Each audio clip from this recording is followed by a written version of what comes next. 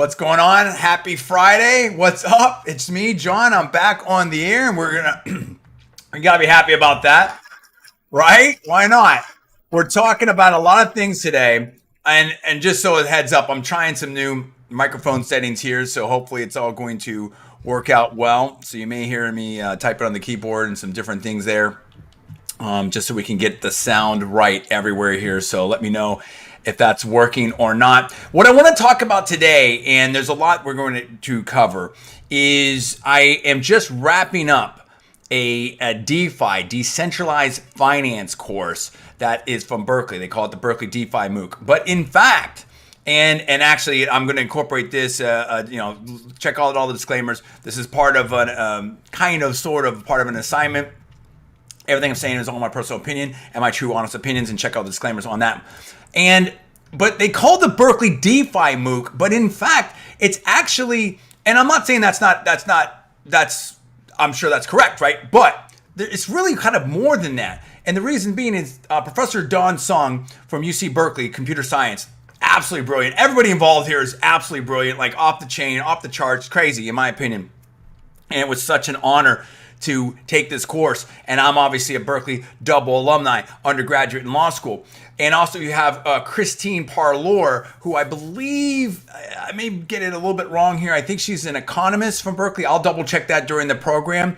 So you had a lot of different professors involved, a lot of cross disciplines involved. But you also had professors from Stanford, from Imperial College of London, and from University of Illinois, Urbana-Champaign.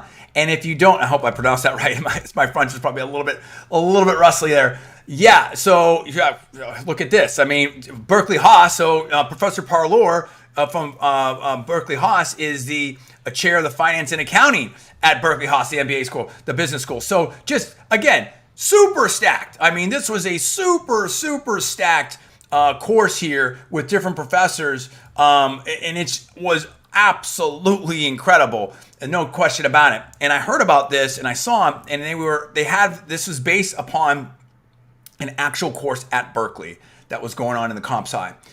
And then they opened this up sort of to the world, right, for free, which is amazing. And you had thousands of students. Now I'm going to have this is also, well, if you're seeing this on YouTube and Facebook, LinkedIn, well, LinkedIn, you'll be able to see it. But if you're seeing this on YouTube or Facebook, you're not going to see the article. But on my LinkedIn, I'll have an article that kind of goes through this with the references and everything. So be sure to check out that, because that's going to be really important and have some more detail in it. But I wanted to do this because I know my audience, you guys like to talk to me and see me. And also I can explain in more detail exactly what was going on, in my opinion. This is my opinion, my experience in the class, and kind of really play out much more detail than I did in the written text there. The text is great for the references and links and everything like that, but this, I'm going to be able to explain some things and really put a lot more context, in my opinion, on this class, which was just amazing. And if you have any chats, I see people are joining us now. If you have any comments or questions,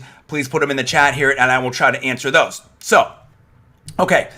Who do we have here? What's going on? You have Professor Dan Bonnay from Stanford, right? And this guy is I mean, they're all superstars, right? In my opinion. So in this space. So he's a professor of computer science and electrical engineering and co-director of the computer security lab at Stanford. So amazing, right?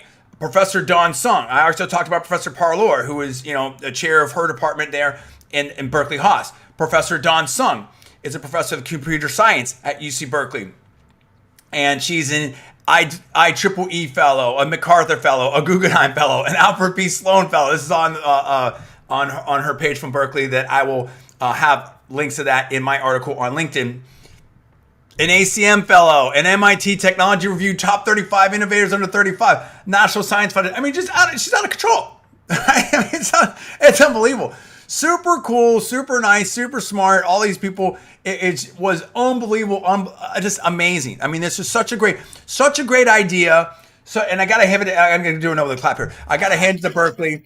I got to hand it all in. Thank you, professors. Thank you, teaching staff. I mean, to have this level of class open to the entire world and available. I mean, what kudos on Berkeley. I mean, absolutely. And go Bears. How about that? But also Stanford. And also, so let me get to this too, because this is one of the things I cover I'm jumping ahead. Then you also have Professor Arthur Gervais. Now, Professor Gervais is from the Imperial College of London. This dude has done so. I mean, I would look up stuff as I was learning. I would try to figure out like what's going on in space. I can't tell you how many papers, publications, white papers I found with this dude's name on it, right? And one of the teaching assistants, and it was like, wow. I mean, you have people that were just right there on it. They're in this space. They're doing it. They're making it happen, in my opinion. So, I mean, publications, you have IEEE Symposium on Security and Privacy, you have high frequency trading, attacking DeFi ecosystem, spying, analyzing attacks on Ethereum smart contracts. I mean, boom, boom, boom, boom, boom. All these professors, just ridiculous levels of publications. Now, importantly, and now I will also lead with this. You also have Berkeley and Stanford that are like top 3, top 5. I think it's like tied for number one and top 3 in engineering and computer science. So you can't do better than that, right? And the only other name you have up in there is MIT, right? If I remember right, according to U.S. News and World Report. So the best of the best of the best. This is it, in my opinion. Now, also University of Illinois Urbana-Champaign is also way up there. I think that it's right next after that. In one of those rankings, I may have it, go check out U.S. News World Report. I'll pull that up later, but I want to just get the introductions here first. Professor Andrew Miller, assistant professor at University of Illinois Urbana-Champaign in electrical and computer engineering and an affiliate in computer science, also an associate director of Initiative for Cryptocurrencies and Contract, and a board member of some foundation and the Ethereum Alliance, Enterprise Alliance. So, and he got his PhD at the Maryland Cybersecurity Center. So totally everybody's stacked up here. This is it, right? This is like an all-star, all-pro type of teaching situation. I'm sure there's a lot of other great professors out there, but I mean, listen, you're in a very, very good situation with this team right here, this teaching team. Yeah, I can see now when I changed my microphone settings how it's picking up everything. That's okay. So that's kind of the setup, right? And I knew going in, having been a Berkeley grad. Now this course was sort of built, and I was, in my opinion, personally assured that, hey, this interdisciplinary. They're going to have, everyone's welcome here. You don't have to just be a blockchain programmer or a big, a computer science person. That we're going to talk about finance. We're going to talk about regulatory. So there's, other people there. There's, lawyers there, all kinds of different people there from what I remember. And I'm like, okay. And I didn't see anything specifically calling out on the syllabus as like, hey, you're going to have to do some, major programming. We'll get to that later. And I talk about that in the article. But having gone to school at Berkeley, and at first, when I got there, I thought, hey, before I kind of picked my majors and stuff, I thought, maybe I'll get a PhD in economics and stuff. And listen, this is a whole other, I don't want to get distracted, but let me just say, I know the crazy elite level of, computer science, math, engineering, all that stuff at Berkeley. Listen, there's the deep end, and then there's the, as I said in my paper, the Mariana Trench. I mean, this is no joke by any stretch. I mean, I didn't know. I was not surprised that at some point, somewhere, you got this total super all-star cast of comp sci professors here from Berkeley and Stanford and the rest. I just felt like, hey, I wanted to be ahead of the game, because it wouldn't surprise me if at some point a little programming, the road might get a little choppy, ride might get a little bumpy, right? if you didn't, have that kind of experience, right? And it turned out that I was right, in my opinion. So, okay, now what are we talking about here? What was great about this course is it really, and this is going off the syllabus, and you can find this on DeFiLearning.org. And I'm going to have a link to this. And again, go to LinkedIn. LinkedIn's where I'm going to post the article shortly after this video, which is live right now. And I'll include this video there later as well. And I'll have all this. And they talk about it. And this is just a survey of something. I'm not going to go through everything, but introduction and overview of DeFi, blockchain. Then next week, smart contracts, traditional finance, decentralized exchanges, lending, stablecoin, all this type of stuff, regulatory, privacy, lots and lots of different topics. And I have to tell you, and I'm just picking one. I'll just pick one just randomly here. This is the one on smart contracts. But the strength of this is that you had all these different professors involved that are all amazing, and they can kind of leverage off each other's strengths and really kind of focus on a week-to-week basis here. And just one of these PowerPoint decks, just one of them was 72 pages, right? And I think some of them were over 100 pages. This was serious. Some of these lectures were hours, most of them kind of more around the hour 15 type of mark, but sometimes it'd be a lot of follow-ups. And a lot of this stuff was really cool because it was almost happening, really it was, in my opinion, happening in real time in terms of hey, we talk about stuff, and work on stuff. Well, what about this? And things would continue to evolve. There's also a Discord. Everybody was involved in Discord, and I've been meaning to sign up for Discord for a while. So, I did that, and that was really great. And you had thousands of students, thousands from all over the world. And the way it was very, very clever. So I'll go over the strengths and weaknesses and the pros and cons, in my opinion, later. But what was clever about this is it was a great combination of the absolute, in my opinion, just pinnacle, top level, particularly for, it's free, right? This is free, open to everyone, which is amazing, right? And that's a wonderful word, right? It was free, open to everybody.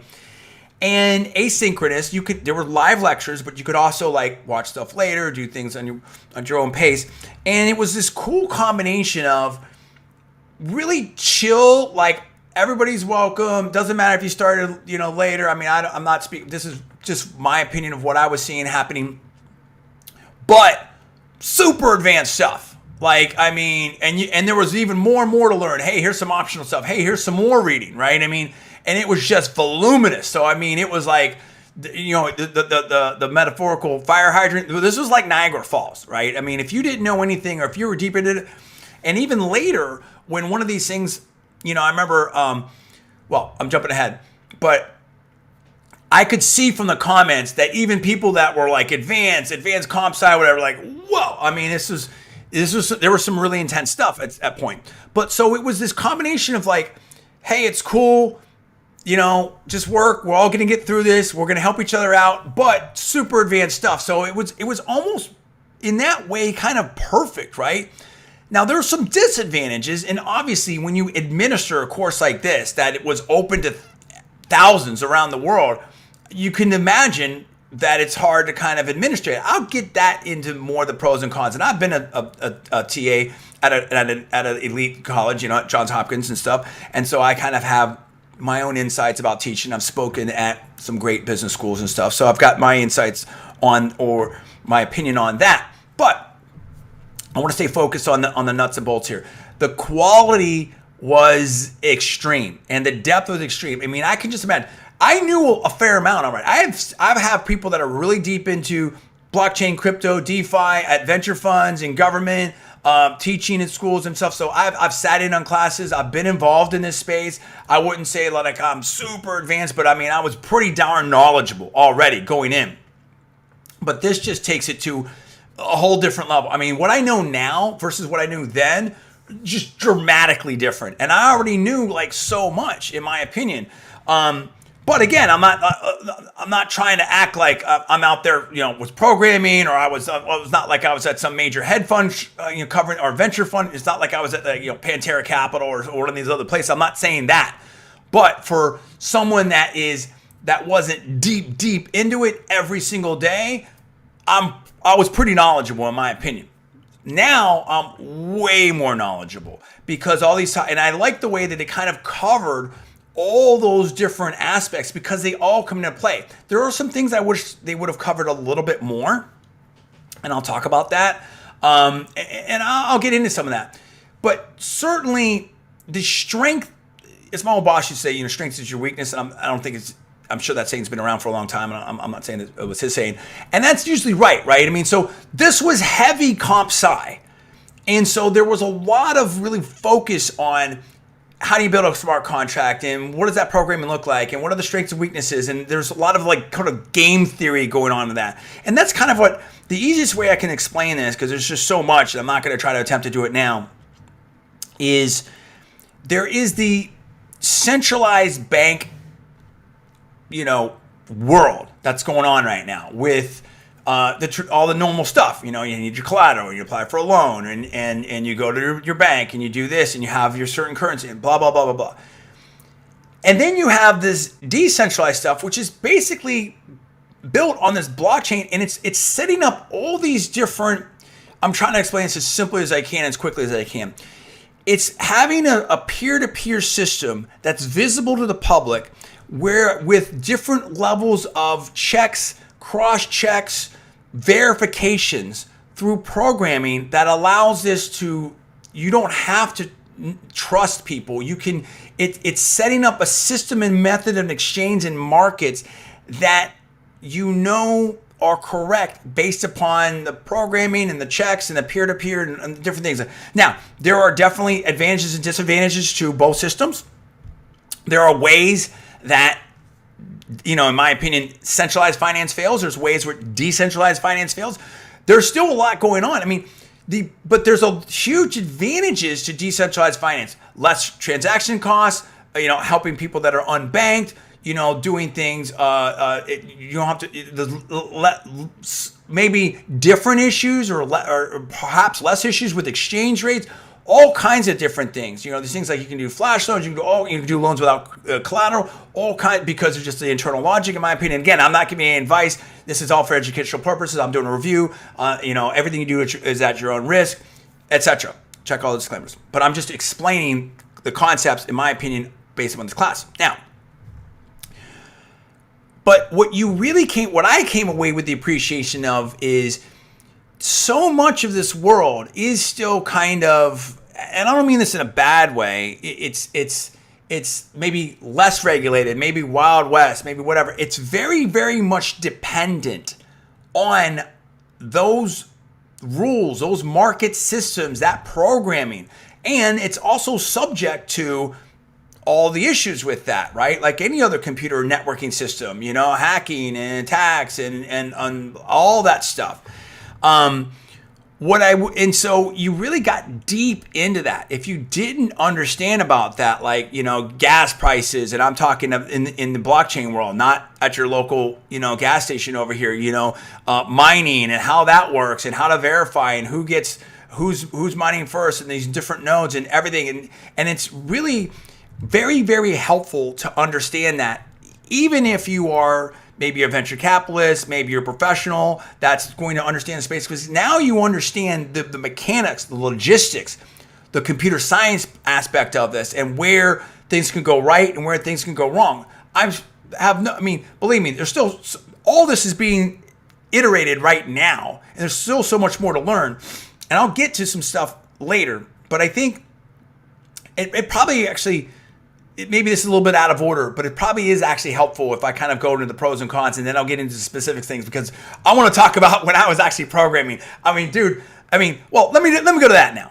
So I'm doing great. I'm doing my thing. I'm like, okay, I'm in a groove here, and I'm fine. I'm a super genius. I can learn very, very rapidly. But again, believe me, nobody knows everything. I know my limits. I know what I can do. I know what I'm good at. I know where I'm like, I'm pretty good at this, so I can understand this.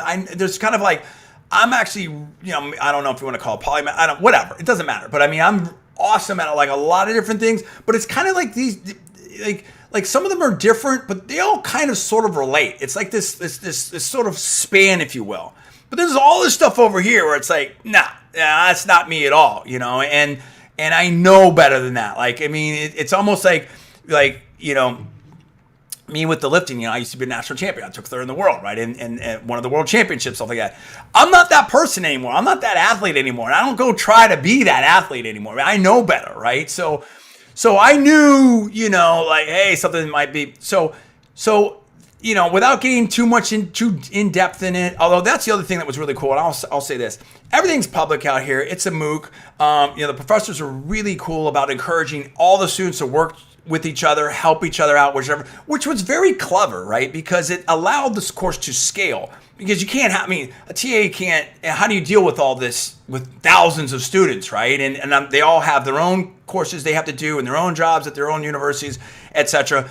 Because the focus was really about learning, and it just totally made sense. So I think that they really set it up very well. So kudos to the teaching staff on that. And I think they also, like, I was in contact with one of the professors in particular. I'll get into that in a bit. I kind of was one of the, I'd like to believe, you know, sort of leading voices out there on Discord, particularly for the non-programmers. I'm like, listen, I think this is possible. I think this is maybe, you know, and how do we kind of work on this together? And they were very cool. And I think they listened to the feedback.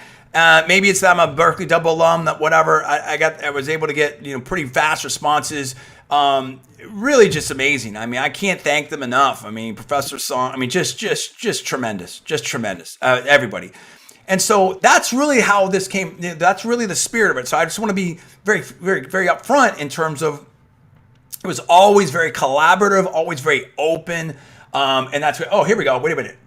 Sorry about that. Do I know how to code?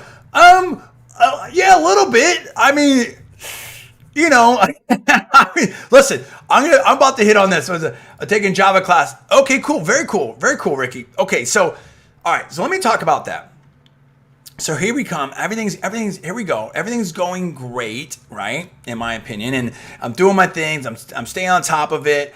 You know, I'm learning stuff. It's, you know, I'm also doing the SoftBank operator school. I'm also trying to do some of my entrepreneurial stuff. I got all kinds of different things going on, as usual, right? I've got like 4, 5, 6, 7, you know, things going on. That's just how I like to do things.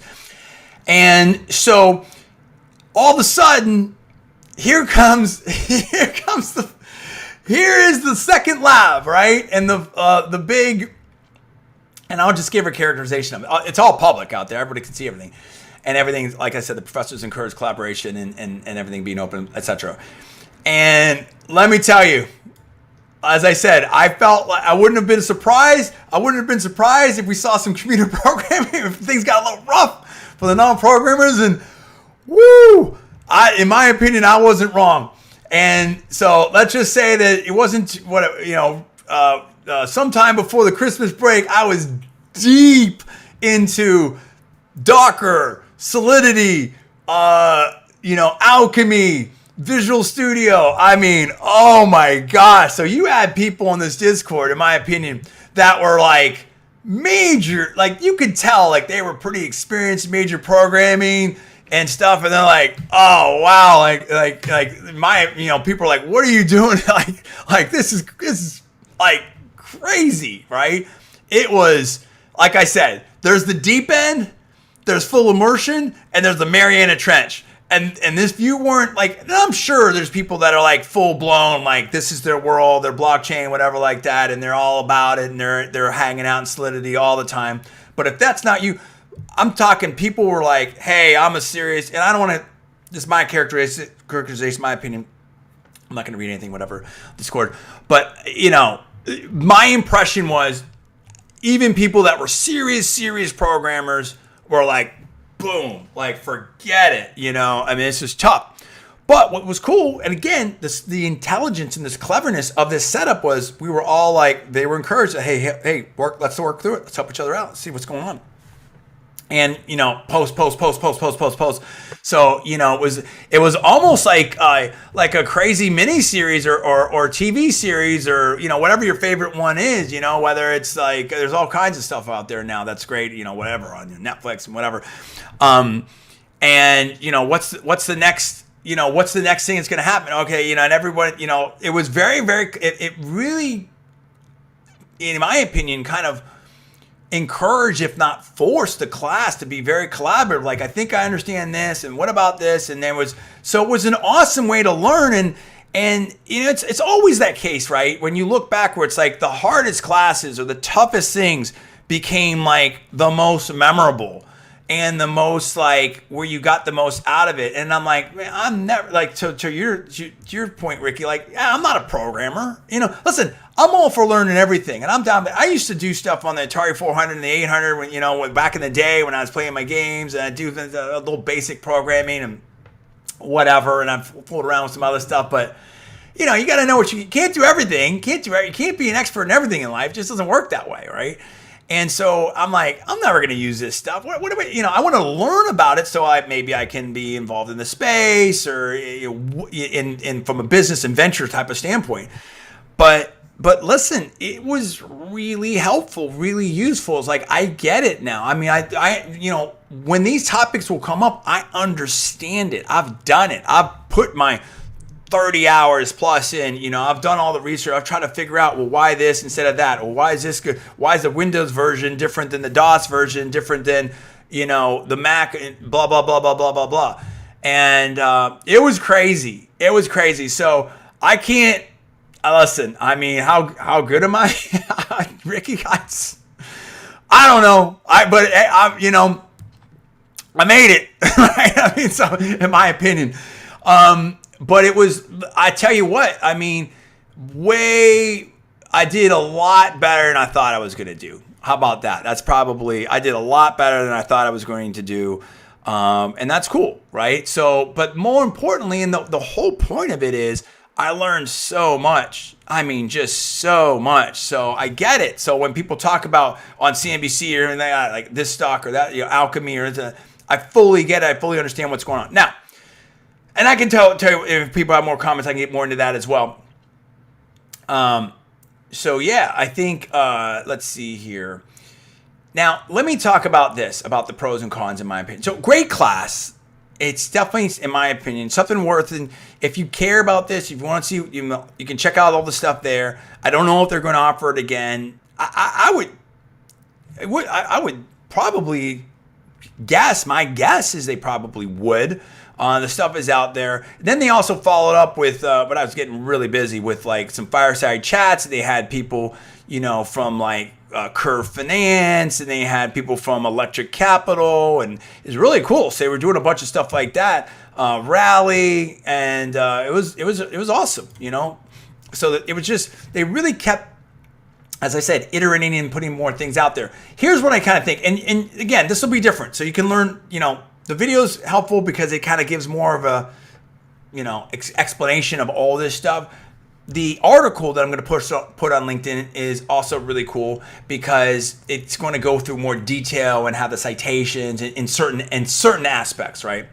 Now, here's what I said and I'm going to post this here in a bit. And here's my sort of summary of the pros and cons, and we'll sort of wind this down. Now, I might come on later. I might do another video later tonight, maybe with Janae or something. We'll see. And this is kind of what I think about it. The pros, right? Elite level course in cutting edge subject taught by leading professors at the best university in the world. I mean, that's it. Enough said. What else could you want, right? That's it. So just the best of the best of the best. You definitely, felt that, in my opinion. And you can't, if you were interested in this area, it's unbelievable. Now, I'm not saying there aren't other courses out there that are great. I'm sure there are, right? But, how many people are going to Stanford? How many people are going to Berkeley? How many people, right? And here's the other point of another pro. It was free. I mean, you can't argue with like the best for free. I mean, that's pretty much, or top level, right? I'm not going to call it the best, but a top level elite course for free. Online, asynchronous, you can do it at your own schedule. The engagement with the fellow students was awesome, especially worldwide. It was cool. Great depth and range of content. Major critical skills and knowledge gained in blockchain, DeFi, and crypto from the course. I mean, like I said, like how many courses are going to be broad-based, open to everyone, free, where you're really going to, kind of get forced to sort of do some, push yourself and stretch yourself and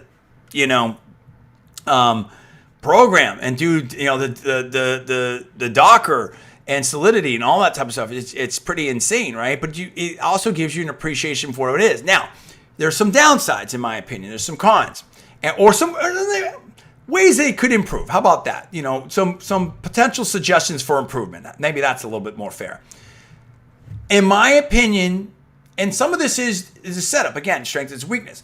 There's 5 different professors, and they each were probably doing their own thing. I don't know how much sort of central control there. I don't know, right? I'm just, how much oversight. Some of the material, and probably everyone's super busy. Obviously, these are extremely prolific and accomplished professors that are super busy doing papers and teaching classes and probably traveling around, going to conferences. I don't know. I'm just speculating. But some of the materials could have been a little more clear, a little more precise. I think that's my opinion on that. I'm like, a couple times, I'm like, hey, wait a minute, blah, blah, blah, blah, blah, whatever. And some of this stuff gets hashed out. And that, again, listen, that's fine. That's not a big deal at all. That's a minor little deal, but just so we all understand everything. And as long as it ends up in the right place, land the plane, it's all good, in my opinion. Now, and I think the other thing is, because of the structure of the course, you really, and this is kind of like when I first went to Berkeley. Like, I'm jumping ahead, but this will make a little bit more sense, more context. You're like, oh, it's a big university. It's easy to get lost there. You really have to know what you're doing, be motivated. Yeah, no problem. Great. Let's go. Right? I like that big stage. I have no problem with motivation and discipline and everything like that. But in this kind of course, with this setup, you really had to be on your game, right? This was a sink or swim aspect to it. Yes, the Discord was helpful. Yes, there was collaboration, all that. But I mean, because you're not going to an actual physical class, none of these professors have you in their class. You don't necessarily, all those aspects and the remote asynchronous part of it is, and the volume and complexity of the subject and the level of other students and the professors. It's just, you could not play around. Like, you had to be on point, right? I mean, it was cool. It wasn't like you could hang out without it crushing you. But if you wanted to learn stuff, if you wanted to be successful, in my opinion, you had to be on point. You had to do the research. I had to do all kinds of additional research, right? And that's fine, because there were gaps. There are holes in my game, right? There were gaps in my game from a comp sci standpoint, from a programming standpoint, whatever. And they encourage that. Professors encourage that type of stuff. And they're like, yeah, dude, this is all about learning. Now, that gets to another sort of con, which is because it was, and also another con is heavy workload. There were certain times where it was like, oh man, it was just like, you went from like, hey, I'm doing, okay, I think I'm cool, to all of a sudden, wow, you feel like Atlas with the world on your shoulders in terms of the workload. And particularly now this is going to be different for different students. If you're super strong in comp sci, if you're super strong in this stuff, then maybe it's a different mix. But that was because this is where it was coming from, and maybe this is where that industry and that subject matter is. But the professors were, I saw their backgrounds, and I'm like, I think I know where this is going. And I was turned out to be, in my opinion, right on that. Now, this goes to another con, and I probably have to amend this and add this. I wish that it would have been, well, I kind of said some of this, right? Yeah. And so, okay, let me finish this. So in my opinion, an extreme challenge if you're not an experienced blockchain programmer, but you can finish the class in Discord, will help you out, stuff like that. So again, it's heavy. It's as strong as you want it. But, if you work at it, you do your thing, you may be okay, in my opinion. Now, one thing I think that it could have been better at is, I wish that there were more, because it's supposed to be interdisciplinary. And again, I know what I know, other people know what they know. It would have been, so much of this space is going to be very dependent upon regulation. It's going to be in my opinion, it wouldn't surprise me. It's going to be, regulation could impact this space. Finance, investment, venture, all these, venture capital, all these things, just business trends, business models. It would have been nice to have dived more into that, because so much of that then impacts, like look at the past year. look at the past year of what's happened to this space from a regulation standpoint, from a business model standpoint. So why do I say that? It's not just because those are the things that I'm interested in and whatever, but it's because I think that provides a much more complete picture. And then it's like, hey, if the environment is this way right now, then that kind of maybe drives certain markets, drives certain products, drives certain programming. You understand what I'm saying? So even the computer science stuff, if the market changes to over here, like let's say that, I don't know, the US comes out with their own digital currency, or SEC moves in new regular. And again, I'm just speculating. I'm not giving any advice. Everything you do at your own risk, etc. Look at all the disclaimers. But if those things change and the environment changes, either business or regulation or investment or whatever like that, then that also drives all the other stuff too. So it's all related. So it would have been nice to hear more of that aspect of it, even from a analysis, forecast, prediction, whatever, right? And maybe some of that was covered in the fireside chats, and I wasn't able to make the fireside chats later. But I think that would have been helpful. I think it would have been good. And they already had 5 professors. And again, how big can you make the course? But in my opinion, it would have been good to see maybe another professor from the business school or one of the business schools, maybe Stanford Business School, another Haas professor. It would have been good to see a Berkeley or Stanford law professor, or, maybe someone from the SEC or DC in policy, or just something like that. I actually have a lot of contact. I mean, maybe I'll have another conversation, conversation offline, stuff like that, just to have a more complete picture. And to that aspect, it would have been good to have some exercises and some assignments or something in that space too. Like, okay, great. Programming, computer science, stuff like that. Why not design something in finance? Why not come up with finance, equation or algorithm or project or something like that, or a business plan or a business model or solving a solution or a case, one of the case studies, or, all this type of stuff, right? There's all kinds of ways that you could have done that I think would have been also exciting and would have opened it up more for interdisciplinary. So again, from a course design standpoint, this is me, from my teaching and TA background, whatever. And again, I'm not trying to, by any stretch, second guess any of these elite professors, but, you could have, do it all, right? And have it open, do it all. So, you're going to have to deal with some programming, Docker stuff, but you're also going to have to deal with the finance, or you're also have to deal with the politics and regulatory stuff, or business model and business plan. So you put it all in the mix, and then it's like, if you struggle over here, but you're good over here, like it can all blend out, right? And therefore, everybody has a shot to do really well and or get through or pick, the different things. I mean, I do think, and that's when you have to make a choice, a sort of a teaching choice. Is it, you don't want people just doing their strengths. You want them to also learning and growing. That's the whole point of doing a course. But I think that's kind of, do everything, but allow people the opportunity to learn everything. So there was more to learn. And I think there's ways you could have set things up a little bit differently that would have made it maybe a little more accessible for the non-programmers, and maybe a little slightly less stressful. Anyway, I hope that was clear. I hope I made that clear. So let me try this one more time if I wasn't able to make that fully clear. I think you needed to add more subjects to really broaden things out and have the full range of what's going on here. Business models, case studies, like almost like a case competition type of deal, business plan type of deal, finance, driving down, not just into the theory, but playing around with some finance because there's some things that come up. Because there's so much happening in this space right now. I mean, look at all the different startups in this space. There's obviously different business challenges that are causing people to think that there's a way or potential opportunities, that there's a way to solve this from a different standpoint. So maybe exploring some of those things, exploring some more policy, exploring more of the regulatory things, I think would have been really interesting.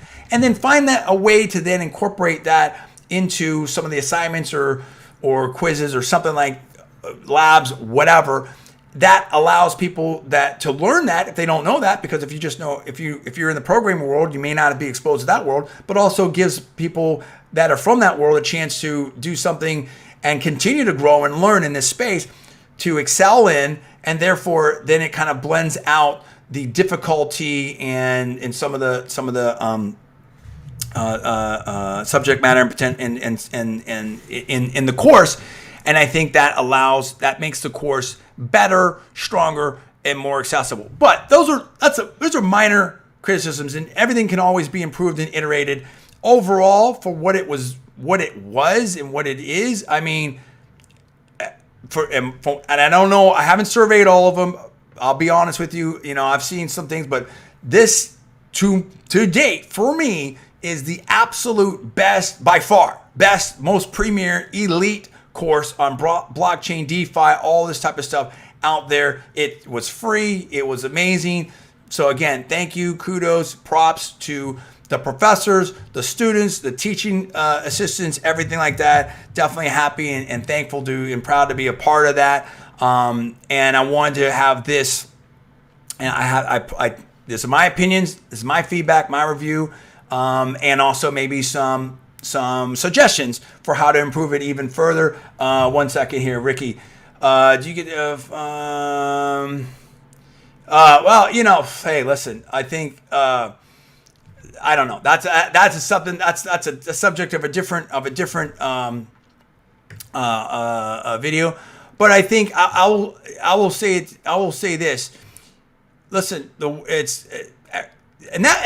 say this, and this is relevant to DeFi, right? I mean, disruption, all kinds. It's global, buddy. Everything's global now. Everything's global. Global markets, global products, global everything's global. And I think that, this is what I want to take this course to continue. I love lifelong learning. This is my thing, right? I love lifelong learning. I don't ever want to stop. I want to learn. I want to learn more. And it was awesome. It was awesome having people from all over the world there. It was awesome having that kind of connection. So I want to continue to learn, continue to push things. So that I think that this is the wave of the future. And I think that this portends a lot of changes that we're going to see in education now. And some people would say, well, why do it? Because it increases the brand. It increases the brand for Berkeley, for Stanford. It increases the brand of these professors. They might like doing it. You find talent out there. I mean, there were some people that really, stepped up. I learned more about myself. I mean, it's a lot of this. It reminds me of the best days of Silicon Valley, right? And I've talked about this before when I was there. And again, I don't pretend to, be the, historian for Silicon Valley or anything like that. But, you had everyone from all over the world that were there.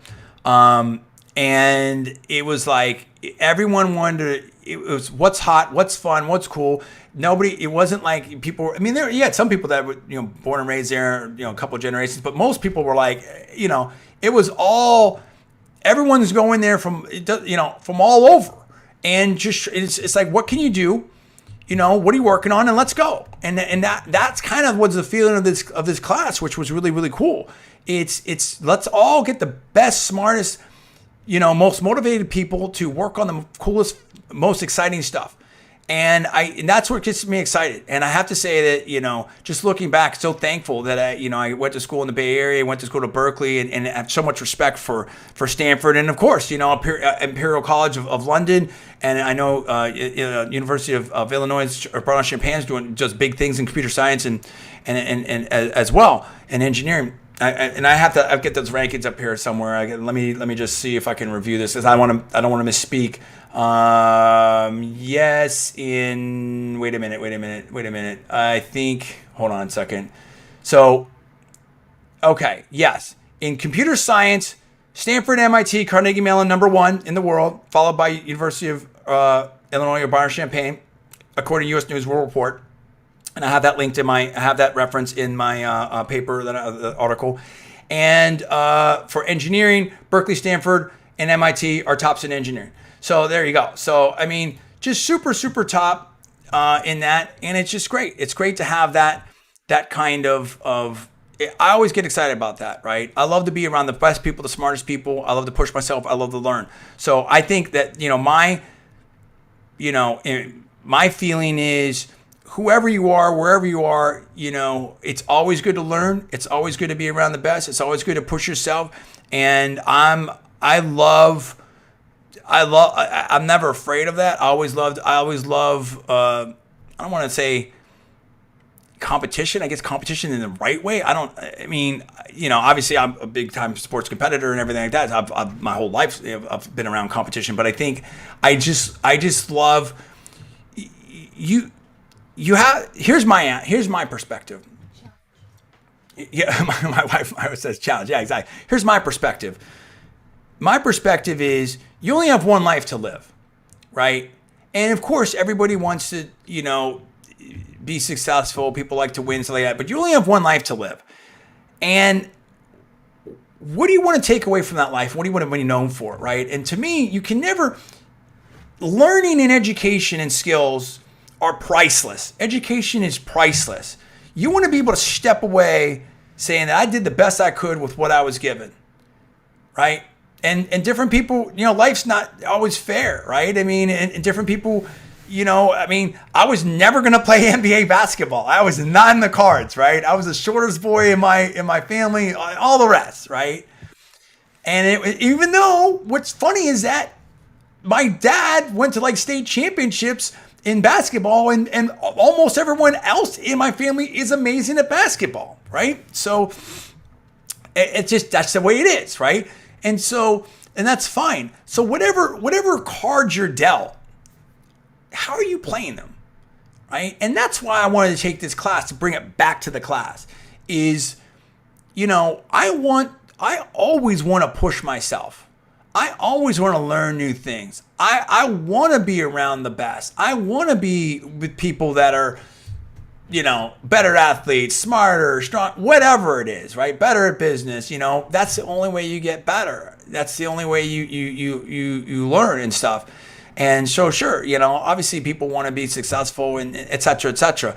And again, a lot of these conversations are for other videos and for other times and stuff like that. But, I took this class because I know this is a really, really important space. If I get more involved in it, I have a lot of friends that are involved in it. And, whether it's, hey, it's all kinds of different stuff. Again, this is an educational thing, but, whether it's venture, startups, whatever like that, I want to be involved with this. I want to learn. I want to know what's going on. And, I could have taken an easier class. I could have taken a way easier class. I didn't want that. I wanted the best. I wanted to, and that's what I did. So, and it was great that it was free. So anyway, a little bit of a detour there, but I think it definitely relates. I hope that answered the question, but also was very relevant to this class. And so, yeah, now I'm not, don't get me wrong. I'm not saying oh, hey, I'm ready to go, teach at Stanford or Berkeley and this type of stuff. No, absolutely not. But if to make the roughest analogy I can, if the average person is here that doesn't know anything about DeFi and that whole world, and the average venture dude, whatever like that knows a little bit, and then maybe I was here, and these people are all the way over here, I'm gonna have the scale's gonna be totally off again. And this is my opinion. I'm not alleging anything, whatever. Now I'm way over here. You know what I mean? But there's still a long ways to go. But what's cool about that whole thing, and again, iterating, seeing the professors in the conversation back and forth between the class and iterate in real time is hey, they may be awesome. They don't have all the answers either. And a lot of these are kind of guesses and stuff. What if we did program this way? What if we set up the market this way? And that's what was so awesome about it. Cost, yes. I believe you could. I don't know if it's still open or not. However, the material's still up there, right? And it was free and stuff. And so, let's see. Okay, so I think that's the same. I think that was the same question. So yeah, you can't. And again, credit to those professors, and I'll say it again, and the teaching staff, credit to the professors, credit to their organizations, their universities. They didn't have to let them do this, right? There's a lot of people that pay believe me, I got into these top universities. I worked really, really hard on my grades, worked really, really hard on tests, and people pay a lot of money. And so, that's why, they go to these universities, in my opinion, from all over the world, right? And so now these professors did something that is open. Anyone can go online. If you're online and you go to, let me get it right here. Again, I'm not promoting, I'm just explaining, defi-learning.org, and this is going to be in my article in the LinkedIn stuff, and check out all the stuff. I mean, how cool is that? And that's really been a big thing to me, and that coming back to that is I've always been, and I'm going to develop I'm working on my own stuff, and if you follow me, I'm working on some courses, I'm working on some different things.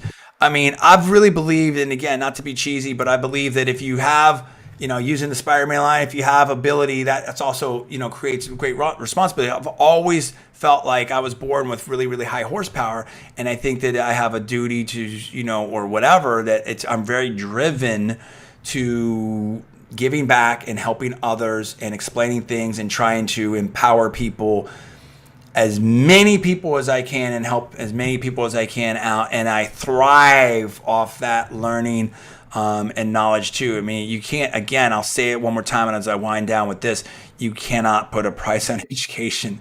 I mean, it's you think about, and I want to be real careful high phrases. Think about your life. Think about, everything that's gone on in your life, and however, it doesn't matter, right? Wherever you're at in life, and you think about, wow, if I would have known this, or if I only would have known then what I know now, or if I only know something that I want to know now, or if I, you think of it, dude, that's all the time, right? And it's like, it's so important to learn things, especially things that could have a massive impact on our world and stuff like that. So anyway, I'll get off the soapbox. That's my perspective on that. That's how I really feel about that. It's so important to constantly learn. Now you have to figure out, what's important to you, what are the subjects that you need, and what interests you. So everybody's different, right? And that's what's great. That's what makes the world awesome. So, okay, I hope that was great. Maybe a little bit of a, extra, detail here, but as you know me, I'm very detailed, and I love that. I think that's important, and I think this is so much more than you could have gotten on a page in an article, and that's why I wanted to dive into that and have them both go together. If you want to see the article portion of this, you can check out my LinkedIn, and if you're not on my LinkedIn, feel free to join that, or obviously YouTube and Facebook as well. So thank you so much. I hope you guys have a great Friday. I may be back on again tonight. We'll see. I'm going to go convene with the family, see what we want to do, but we might do another live thing tonight and see what I want to do on that. But thank you once again. Once again, winding down, that is my review of the Berkeley DeFi Mooc. Cost, absolutely. Thank you, brother. Appreciate that. Appreciate you. Appreciate all my audience out there, and very much appreciate the teaching staff. All the professors, let me name them out here. Professor Don Sung, Professor Christine Parlor, both of UC Berkeley, Professor Dan Bonnay of Stanford, Professor Arthur Gervais of Imperial College of London, Professor Andrew Miller of University of Illinois Urbana-Champaign, and the teaching assistants as well were fantastic, and all my fellow students. So I really appreciate that. Thank you guys so much. I'm John D. Villarreal. I will see you next time. Have a great night.